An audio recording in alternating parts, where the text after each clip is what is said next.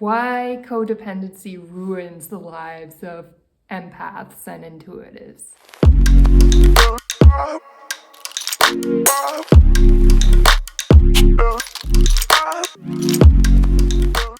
Hi, my name is Leah Chantel, and today I'm talking about why codependency can really ruin our lives as empaths and intuitives, and how we develop those codependent personalities. And not every empath and intuitive is codependent, by the way, but sometimes we are, because we develop our sensitivity in order to adapt to a specific situation growing up. So let's say, for example, our parents were unavailable because they could have been working very hard, or they could have been alcoholics, or they could have even been very dedicated to a religion and spending a lot of time in the religion, but not with their family. Whatever the reason is that the parent is not present, the child can then develop a codependent personality because they never learn how to deal with their grief and not seeing their parent and not being made to feel important in the parent's life. And how that manifests when we grow up is that we may pick partners we feel we need to control. And so codependency can take forms like needing to track the GPS location of your partner, or checking all of their DMs and looking through their phone to make sure they're not talking to somebody or following somebody they shouldn't be. Or it could come in the form of nagging and telling a potential partner that they can't go to a certain place at a specific time, like a bar, or they can't go see their friends because they're going to drink too much. And okay, here's an interesting caveat about codependency. Where the word came from in its history was from Alcoholics Anonymous.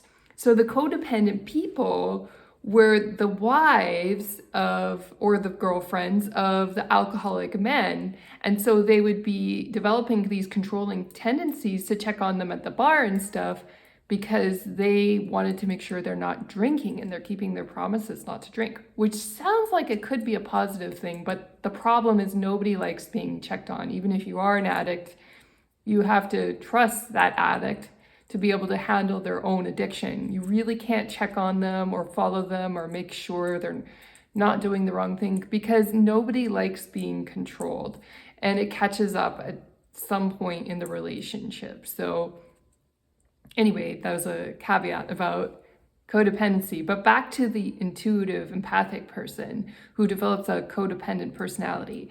It is often in childhood, like we have to sense sometimes our parents' moods, because they could be really upset about something and their mood can change very quickly. And so when we use our intuition or our empathic ability to predict what the parent's mood is going to be, we can basically help them in advance by giving them something that may help soothe them before they go into an angry rage.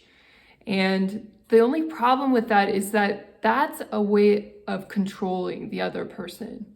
And it's very well intended when we're children. We're trying to avoid abuse, but it becomes very destructive in our adult relationships because we're not really respecting the other person's space, their own autonomy. And then over time, that erodes the relationship. So how do we heal codependency? And another side note about codependency, the reason why I started this channel about skeptics and empaths and how they get into relationships together, sometimes the reason why is because the empath is actually codependent and needs to find the opposite type of partner, who is a skeptic, in order to heal their codependent personality. Now, that's not always the reason that empaths and skeptics get together, and they can get together for healthy reasons. Having said that, if the empath has a codependent personality and they want to spend all their time trying to fix the skeptic, then basically that's a form of unhealthy relationship that we need to heal from. And the cost of that type of unhealthy relationship, when empaths are checking GPS locations or checking DMs or hacking into their partner's phone, the cost of that is that we lose our own autonomy, we lose our own personality in the process of constantly obsessing and needing to check on the other person. So when you don't have your own life because you're so busy and you're addicted to checking things about your partner or calling them, finding out where they are, or texting them, the result is we don't develop our own hobbies. We don't develop our own interests. We don't do the things that take care of ourselves, like meditation or yoga. We do things like forgo jobs even to spend time taking care of this person. And there could be a genuine need there, like they want to be taken care of, but it's not a very healthy dynamic. And you have to be really cautious about that in relationships. Yes, we want to love unconditionally. And I've heard people talk about how important it is to never say you're going to leave your partner. Never say that there is a condition to your love, like, oh, if you do this, then I'm going to leave. And there is value in that advice.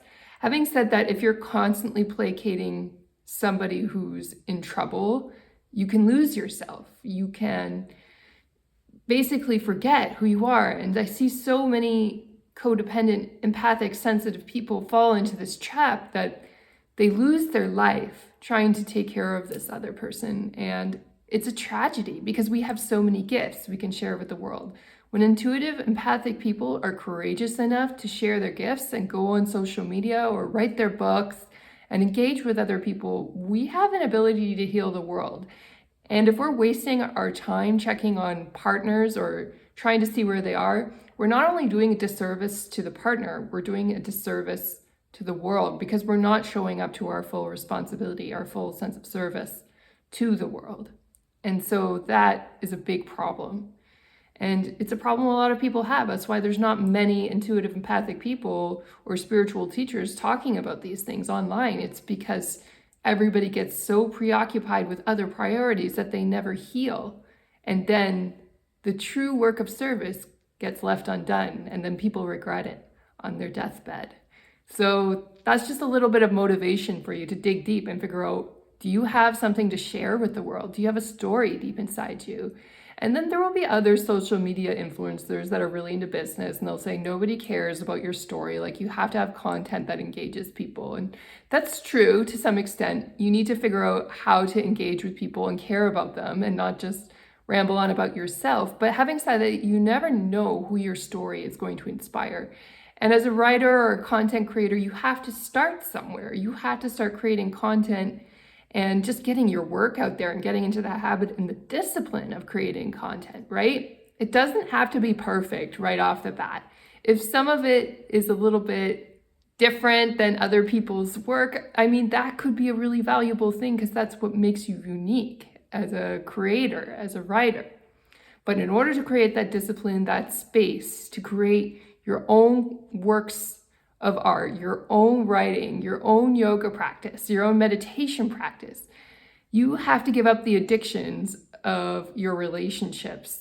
And by the way, when you do that, your relationships will also heal as well. It's like people think that focusing on your own priorities and leaving your partner alone is selfish and that the partner should come first. Having said that, it's healthy to put your priorities on your own hobbies and to develop yourself and to write and to create, and then you serve the world and you're doing something to contribute that's so much greater than just checking on one person who really needs to learn to be independent and take care of themselves. And so how do we heal from this? How do we give up our tendencies to do these kinds of embarrassing activities of checking on people when we really shouldn't be, and we should be in our own lane, focused on our own priorities? I mean, it takes time. I think developing discipline in a community, such as joining a yoga studio and showing up regularly to a practice, can be valuable. It may not work for everybody, but when you start developing discipline and you have others checking in on you who know you and are keeping you accountable to show up, then you start showing up in a different way. You stop doing the things that waste your time because you got to prioritize the things that are important to you. And so that begins the process naturally of healing everything in your life, healing your relationships, healing your hobbies, healing yourself, because then you show up as your full, authentic self in this lifetime. And when you do that, you not only heal the world, but you also live up to your potential. You know, people be like, well, what if it never makes any money? What if I never hit the bestsellers list? It doesn't matter. If you show up with your whole potential and love the world unconditionally, you're doing service, and your message may touch somebody who's really in need and really counting on hearing from you that day.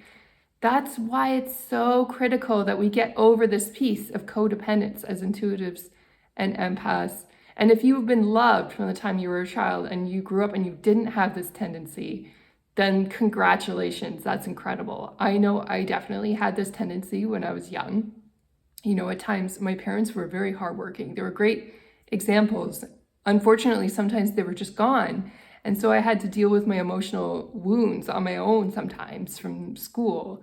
And in dealing with that, sometimes I dealt with them just the wrong way, you know, and it took some time for me to mature and learn how to handle things the correct way and to have courage, to have the self-confidence to go out there and start developing my social media content. Having said that, I did get there with help from mentors, with help from really good friends. Some people will ask, like, have you always been this confident? Have you always been able to put yourself out there and share your message with the world? And the truth is, no. It took me a while to grow and develop before I was ready to do this.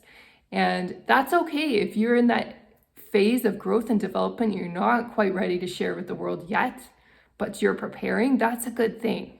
Having said that, it's good to also keep the preparation windows short and just get going. Just jump into the water and swim. I know it's cold, it's uncomfortable to use that as a metaphor, but when you start swimming, your body temperature eventually changes and you glide in the water and it feels comfortable. You feel good. You're finally getting the exercise that you needed and you adjust to that new environment. And it's the same with achieving new goals, starting new businesses, writing and putting yourself out there and overcoming your codependent habits. You know, it can be done. It may take some time and you may falter and you may make mistakes, but if you own them and you keep working at it, you'll get there eventually.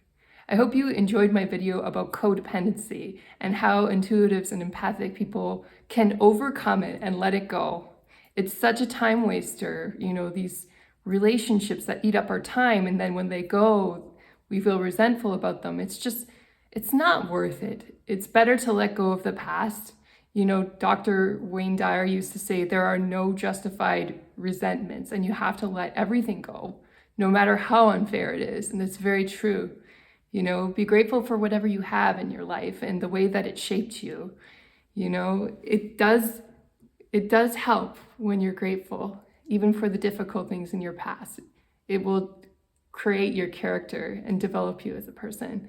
I hope you enjoyed my message about codependency this week. If you have any examples of codependence that you've been working on or that you need to overcome and how to overcome it, I'd be really curious to see that in the comments if you care to share.